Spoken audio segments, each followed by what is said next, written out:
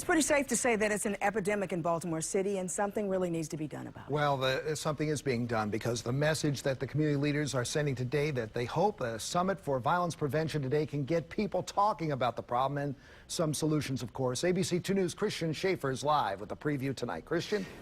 Yeah, that's right, Jamie and Kelly. Last year, 2014, 211 murders in Baltimore City.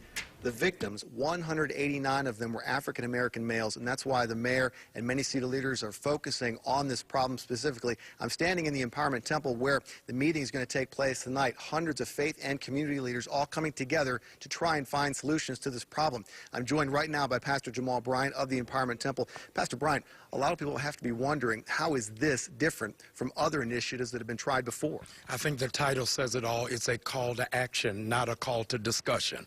That the mayor is bringing us together, not for rhetoric, but results on how it is that we really confront the problem, not just dissect it. We had a triple shooting last night. There was a shooting on the west side of Baltimore today. Sometimes I wonder if the people who need to hear this message are the ones who aren't in this room. How do you reach those people out there who need to hear this message? I think it's very important, and that's why tonight we've got buses coming of middle schoolers and high schoolers who really need to hear it. If it's just the parents and not the kids, it's for naught. But those who really are on the front line are the young people, and this is their issue, and tonight is their night. You feel it's important to reach these kids fairly early, from what it sounds like to me. And how can you talk about that and explain how that works? Of the 189, they're predominantly blacks killing other blacks.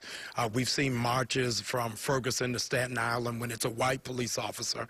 But just as you mentioned, if there's a triple homicide right here in the city, what is the response and the reaction? The church is so critical, because we can't just be the place for funerals. We've got to be the place for life, and I think that's where it starts tonight. You've heard the mayor and also the city health commissioner speak about this even as a public health problem. Is that just another part of the discussion that's going to go on here? Absolutely is. There's a level of sickness that needs to be diagnosed, and only after that can we give the prescription. So I think we're going to have an autopsy of the issue and then figure out how do we get to the recovery room. Last thing I want to ask you is, we had over 200 murders last year.